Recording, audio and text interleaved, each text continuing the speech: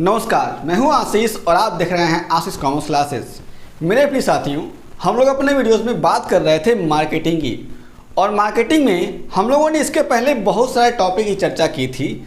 आज हम लोग उसी श्रृंखला में आगे समझेंगे एक नए टॉपिक को और जानेंगे कि वह टॉपिक क्या कहता है। तो आज का हमारा वीडियो नंबर 7 है मार्केटिंग का। मार्केटिंग में हम लोग आज समझेंगे कि उपभोक्ता व्यवहार क्या होता है, यानी कंज्यूमर बिहेवियर क्या होता है। हम लोग ऐसे भी कह सकते हैं कि उपभोक्ता व्यवहार किसे कहते हैं या फिर कंज्यूमर बिहेवियर किसे कहते हैं। इसमें हम लोग आज के वीडियो में समझेंगे कि उपभोक्ता व्यवहार यानी कंज्यूमर बिहेवियर का मीनिंग यानी अर्थ क्या होता है। इसमें हम तमाम तरह की बातों को समझेंगे डिटेल में और जानेंगे विस्तार से। और दूसरा है परिभाषा, यानी डेफिनेशन क्या कहता है। तमाम तरह के विद्वानों के द्वारा जो डेफिनेशन दिया गया है क्या कहता है उपभोक्ता व्यवहार के मामले में, उसको हम लोग समझ लेंगे। आगे समझेंगे तीसरे में कि विशेषताएं क्या होती हैं, यानी कैरेक्टरिस्टिक्स क्या होता है उपभोक्ता व्यवहार का, विस्तार से समझेंगे इसको भी। और चौथे में जानेंगे कि महत्व क्या होता है, यानी इंपॉर्टेंस क्या होता है कंज्यूमर बिहेवियर का। तो मार्केटिंग के इस वीडियो में हम लोग पहले शुरू करते हैं उपभोक्ता व्यवहार में कि मीनिंग क्या होता है। यदि आपके पास इसके अलावा और कोई भी प्रश्न है मार्केटिंग से जुड़ा हुआ तो उन सारे के सारे प्रश्नों को जरूर भेजें। आपके सभी प्रश्नों का उत्तर हम लोग जरूर देंगे। हम लोग बात करते हैं पहले अर्थ की, यानी मीनिंग की। यहाँ पर मैंने नोट्स में लिखा हुआ है, इसका सेम नोट्स आप सभी को हमारी वेबसाइट www.ashishcommerceclasses.com पर मिल जाएगा, जिसका लिंक मैं इसी वीडियो के नीचे डिस्क्रिप्शन बॉक्स में डाल दूंगा। आप लोग वहां से भी पढ़ सकते हैं और हमारी वेबसाइट पे जाकर भी इस नोट्स को ले सकते हैं और अपने नोट्स को बना सकते हैं। यहाँ पे कहा गया है मीनिंग में कि उपभोक्ता व्यवहार में उपभोक्ता की वे सभी आदतें, प्रवृत्तियाँ, आचरण, व्यवहार अथवा तरीके शामिल हैं। क्या क्या शामिल हैं किसमें? उपभोक्ता व्यवहार में।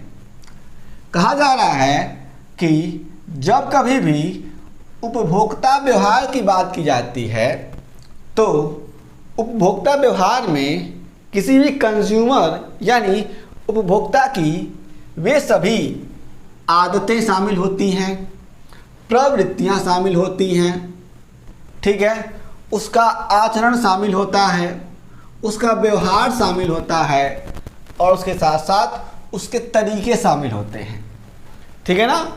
जो क्रेता या उपभोक्ता को उचित मूल्य पर वस्तुओं को क्रय करने से संबंधित निर्णय लेने में मदद करती हैं। भाई साहब, कोई भी व्यक्ति इनकम जनरेट करता है मेहनत करके, तो जब उसके पास पैसे आते हैं तो किसी भी वस्तु को खरीदते समय वह 10 बार जरूर सोचता है, विचार करता है।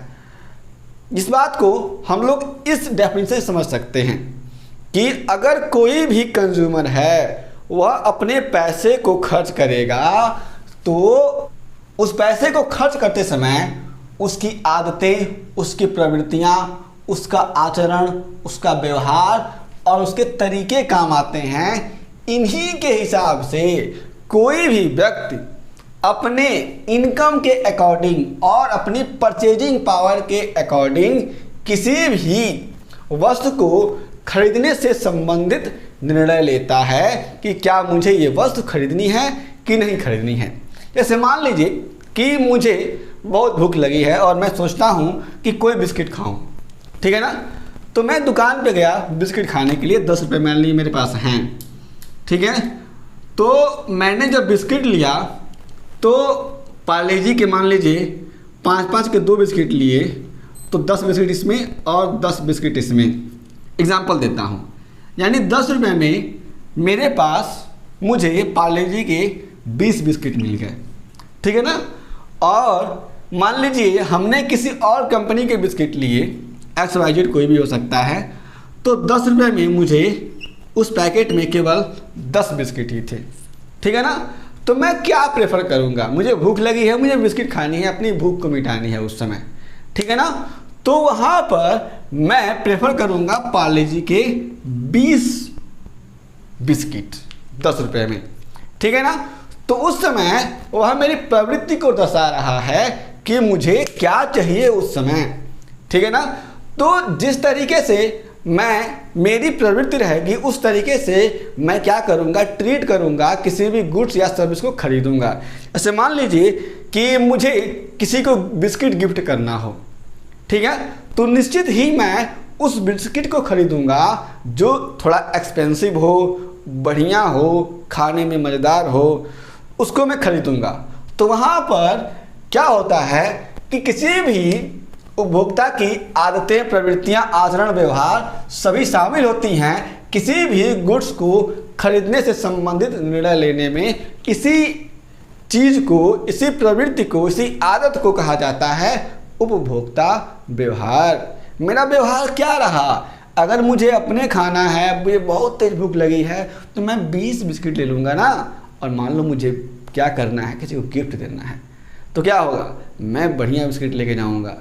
ये क्या होता है, यही होता है उपभोक्ता का व्यवहार होता है। इस बात को आप लोग समझेंगे, ध्यान देंगे।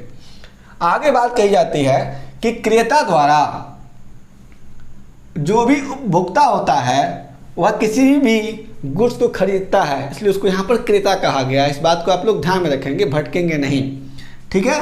तो कहा गया है क्रेता द्वारा उसकी अपनी आदतों एवं सोच के अनुरूप, ठीक है ना, उसकी क्या आदत है, उसकी सोच क्या है, किस प्रकार से वो सोचता है किसी भी प्रोडक्ट के बारे में, किसी भी वस्तु को खरीदना या ना खरीदना उसके चुनाव पर निर्भर करता है। यहाँ पर हम लोग फिर से पढ़ेंगे, समझ में बात आएगी। क्रेता द्वारा उसकी अपनी आदतों एवं सोच के अनुरूप किसी भी वस्तु को खरीदना या ना खरीदना उसके चुनाव पर निर्भर करता है।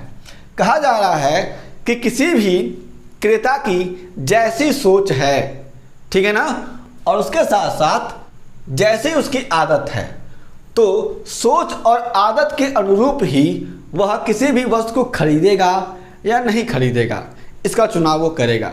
एग्जाम्पल में आप लोगों ने देखा कि यहाँ पर मैंने 10 बिस्किट का चुनाव नहीं किया, मैंने 20 बिस्किट का चुनाव किया जो मुझे 10 रुपये मिल जा रहा है, ठीक है ना। तो यहाँ पर मुझे इसको खरीदना है कि नहीं खरीदना है, मेरी सोच या फिर मेरी आदत या फिर मेरे इंटेंशन, मेरी प्रवृत्ति के ऊपर डिपेंड करता है, और उसे मुझे खरीदना है कि नहीं खरीदना है, वही बात आ जाती है। तो वही बात यहाँ पे कही जा रही है। आगे कहा गया है कि जब कोई भी उपभोक्ता किसी भी वस्तु को खरीदने के बारे में चुनाव करता है, कोई भी उपभोक्ता है, कोई भी कंज्यूमर है, उसके दिमाग में आता है कि मुझे ये वस्तु खरीदनी है, मुझे ये गुड्स खरीदना है, मुझे ये सर्विस परचेज करनी है, खरीदनी है, तो उसके मन में निम्न प्रश्न आने चाहिए, ठीक है। अगर कोई भी कंज्यूमर है, उसे कोई भी गुड्स खरीदना है, तो उसके मन में कुछ ऐसे प्रश्न आने चाहिए, इसको आप लोग ध्यान में रखेंगे। यहाँ पर वे प्रश्न कौन कौन से हो सकते हैं उसको हम लोग अब समझते हैं। आप लोग देखेंगे तो समझ में आएगा कि पहला है क्या खरीदना है, यानी व्हाट, क्या खरीदना है किसी भी कंज्यूमर को, क्यों खरीदना है, वाई, आगे कब खरीदना है, व्हेन, सारे के सारे प्रश्न हैं किसी भी उपभोक्ता व्यवहार से संबंधित। हाउ, कैसे खरीदना है, कहाँ से खरीदना है, फ्रॉम वेयर, और किससे खरीदना है, whom।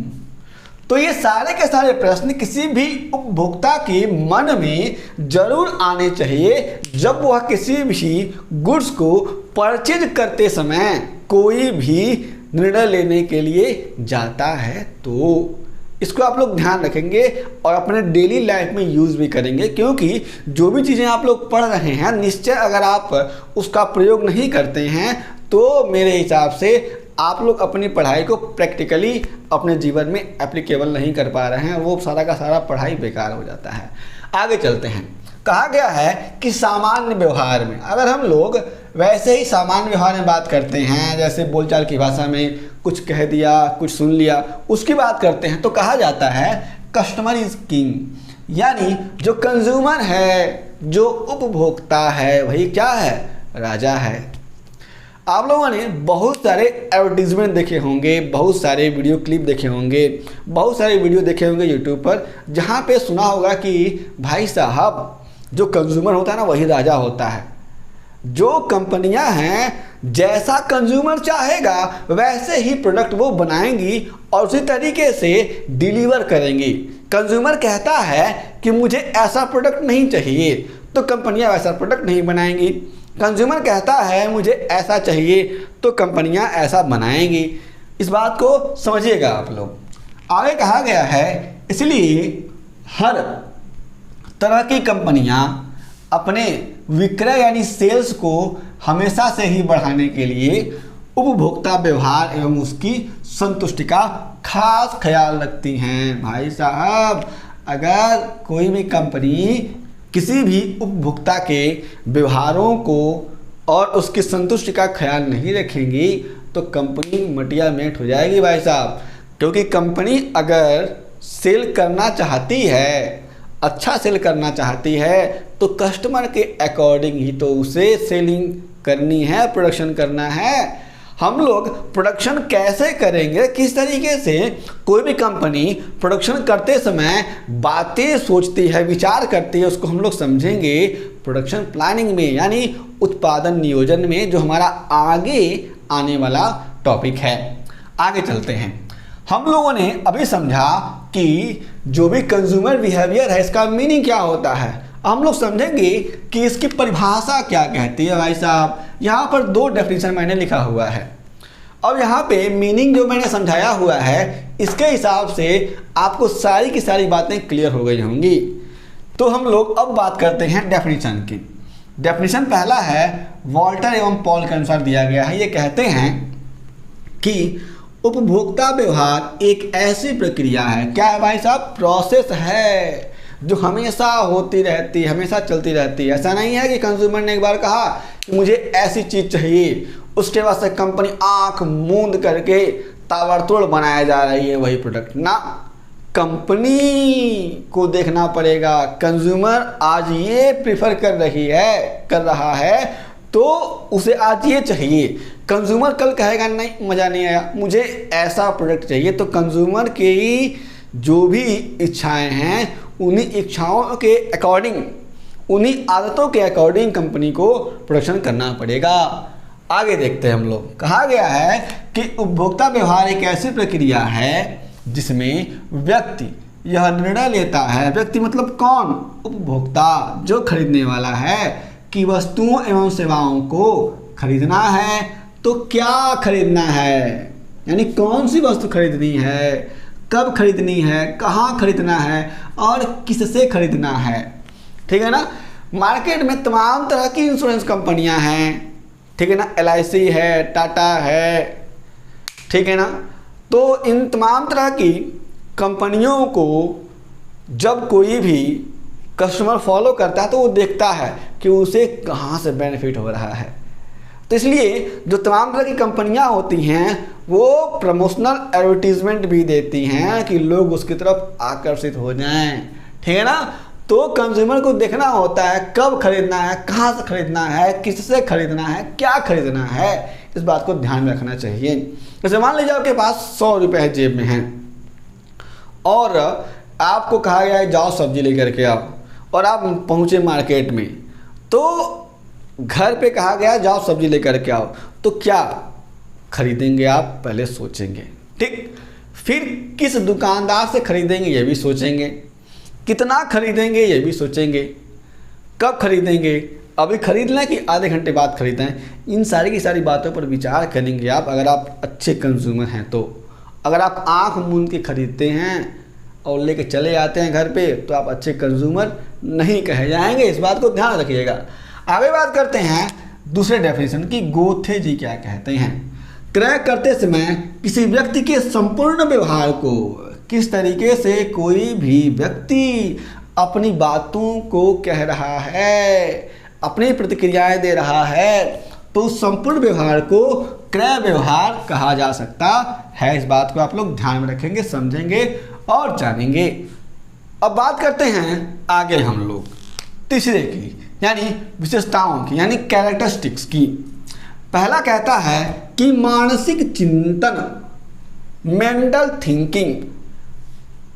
नॉर्मल सी बात है कि जो कंज्यूमर बिहेवियर है वो मानसिक चिंतन तो है ही ना, क्योंकि कोई भी कंज्यूमर कहाँ तक सोच सकता है, किस तरीके से उसकी चेतना पहुँच सकती है, किस तरीके से वह किसी भी प्रोडक्ट को चाहता है कि उसका प्रोडक्ट ऐसे मिले, तो वही कहा जा सकता है कि क्या है जो कंज्यूमर बिहेवियर है वो क्या है, मानसिक चिंतन है भाई साहब। अगर मान लीजिए कि मुझे आवश्यकता है एक ऐसे फैन की जो फैन मेरे रूम में पूरी तरह से अच्छी तरीके से हवा दे और आवाज़ भी ना आए, मुझे वीडियो शूट करते समय, तो मैं क्या करूँगा, मुझे ऐसा फ़ैन चाहिए तो मैं क्या करूँगा, ऐसे फ़ैन के बारे में रिसर्च करूँगा, चिंतन करूँगा, तब मैं उस फ़ैन को लेकर के आऊँगा। इस बात को हम लोग समझेंगे, एग्जाम्पल के साथ आप लोग सारी की सारी बातें समझ सकते हैं, क्योंकि जो हमारा मार्केटिंग है वो सोशल साइंस भी होता है। आगे चलते हैं, बी पर बात करते हैं। दूसरा है मानव व्यवहार का अंग, यानी part of consumer, part of human behaviour. जो कंज्यूमर है वो तो ह्यूमन ही तो है, तो उसके बिहेवियर को भी तो यहाँ पर हम लोग देखेंगे। यही क्या है, मानव व्यवहार है। कंज्यूमर किस तरीके से बिहेव करता है किसी भी प्रोडक्ट को लेकर के, किसी भी सर्विस को लेकर के। हम लोग वर्तमान समय में, मैं जब कभी भी कोई बात कहता हूँ, प्रोडक्ट की बात करता हूँ, तो आप लोग उसमें गुड्स और सर्विस दोनों को लेके चलेंगे कि सर जब बात कर रहे हैं प्रोडक्ट की तो उसमें गुड्स और सर्विस दोनों आ रहे हैं, क्योंकि वर्तमान समय में जिस तरीके से प्रोडक्शन हो रहे हैं, जिस तरीके से इकोनॉमी बूस्ट कर रही है, उसमें हम लोग जब कभी भी ब्रॉडली थिंकिंग करेंगे तो हमें गुड्स और सर्विस को लेकर के हमेशा चलना होता है, क्योंकि हमें प्रैक्टिकली सारी की सारी बातें समझ के चलनी है। आगे कहा गया है तीसरे में व्यापक प्रक्रिया, यानी वाइड प्रोसेस। जो कंज्यूमर बिहेवियर होता है वह निश्चय ही क्या होता है, व्यापक प्रक्रिया होता है। आगे कहा गया है कि विपणन अवधारणा का मूल आधार, यानी बेसिस ऑफ मार्केटिंग कॉन्सेप्ट। हम लोगों ने अभी पिछले 2 या 3 क्लास पहले समझा था कि विपणन अवधारणा क्या होती है, तो वहाँ पे हम लोगों ने तमाम तरह की बातें समझी थी, लेकिन शॉर्टकट में एक बात समझा था कि जो कोई भी कस्टमर है उस कस्टमर की संतुष्टि के लिए, उसकी इच्छाओं के अकॉर्डिंग कोई भी कंपनी जब तमाम तरह की बातों का ध्यान में रखते हुए, प्रोडक्शन वगैरह को ध्यान में रखते हुए, प्राइस का ध्यान में रखते हुए किसी भी गुड्स को बनाती है, तो उसे हम लोग कह सकते हैं, जो भी मार्केटिंग से रिलेटेड फंक्शन होता है उसको हम लोग कह सकते हैं कि वह क्या है, मार्केटिंग कॉन्सेप्ट है।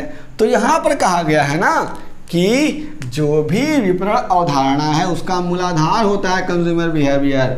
विपणन की सारी अवधारणाएं कंज्यूमर के बिहेवियर पे ही तो डिपेंड करती हैं। मान लीजिए कोई भी कंपनी है, उसने कोई प्रोडक्ट बना के फेंक दिया मार्केट में, यानी डिस्ट्रीब्यूट कर दिया, अब वो बिका नहीं। इसका मतलब क्या हुआ कि उसने कंज्यूमर के अकॉर्डिंग नहीं बनाया वो प्रोडक्ट। आगे बात करते हैं, अगला है अनिश्चितता का तत्व, यानी एलिमेंट ऑफ अनसर्टेनिटी। यहाँ पर जब कभी भी कोई भी कंपनी काम करती है किसी भी कंज्यूमर के लिए, तो चूंकि कंज्यूमर का बिहेवियर हमेशा बदलता रहता है ना, तो यहाँ पर अनिश्चितता बनी रहती है हमेशा का हमेशा। यहाँ पर हम लोग समझेंगे तो एक बात और हम समझ सकते हैं कि अगर मैं आपको वैसा कंटेंट ना डिलीवर कर पाऊँ तो क्या आप लोग मेरे वीडियो को देखेंगे? ना, नहीं देखेंगे। तो यहाँ पर पूरी की पूरी बातें कंज्यूमर पे डिपेंड करती हैं। आगे चलते हैं हम लोग। अगला मेरा अंतिम है महत्व के बारे में हम लोग बात करेंगे, इंपॉर्टेंस की बात करेंगे, जहाँ पर हमारे पास कुछ बातें इस तरीके से हैं, बहुत ईजी हैं, समझ लेते हैं जल्दी जल्दी। पहला कहा गया है उत्पादन में विविधता, यानी वैरायटी इन प्रोडक्शन। प्रोडक्शन में विविधता हो सकती है। जब कभी भी प्रोडक्शन होता है तो कंज्यूमर के बिहेवियर के अकॉर्डिंग। मूल्य नीतियाँ, यानी प्राइस पॉलिसी कंज्यूमर के बिहेवियर पे ही टिकी होती है। कोई कंज्यूमर कितना दे सकता है, उसकी परचेजिंग पावर कितनी है, उसी के हिसाब से ही तो किसी भी कंपनी को प्राइसिंग पॉलिसी रखने में, तय करने में आसानी होती है। कंपनी को यह देखना होता है कंज्यूमर का जो भी इनकम है वह कितना है और वह कितना खर्च कर सकता है। तीसरा है उत्पत्ति से संबंधित नीतियां, यानी पॉलिसीज एज टू प्रोडक्शन। इस बात को हम लोग समझेंगे।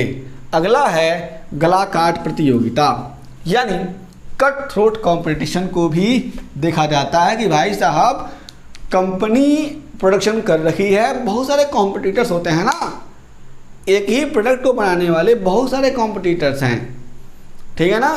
तो वहाँ पर हम लोग कंज्यूमर हैं और कोई कंपनी है, तो वो तमाम तरह की बातों को ध्यान में रखते हुए किसी भी तरीके से कट थ्रोट कंपटीशन को पास करके आगे निकलती है और कंज्यूमर को गुड्स डिलीवर करती है।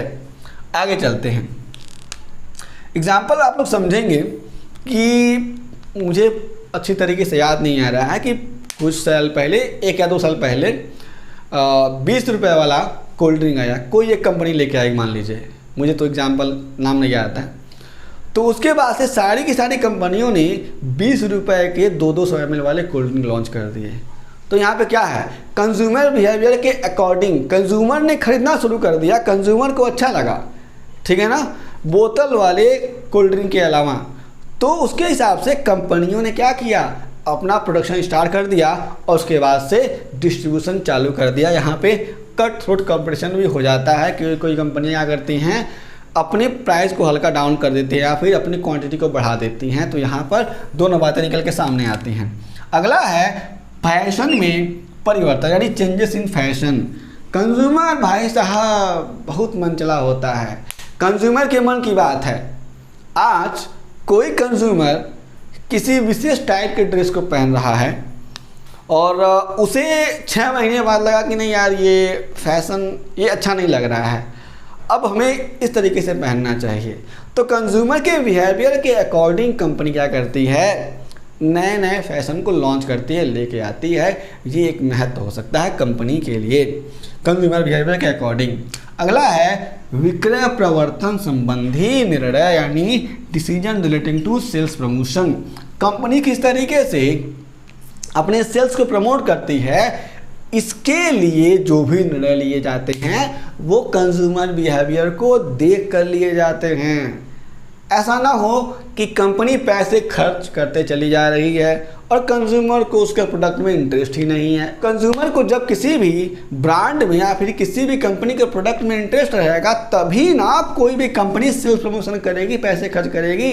तो इन तमाम तरह की बातों का मूलाधार क्या है, कंज्यूमर बिहेवियर यानी उपभोक्ता व्यवहार होता है।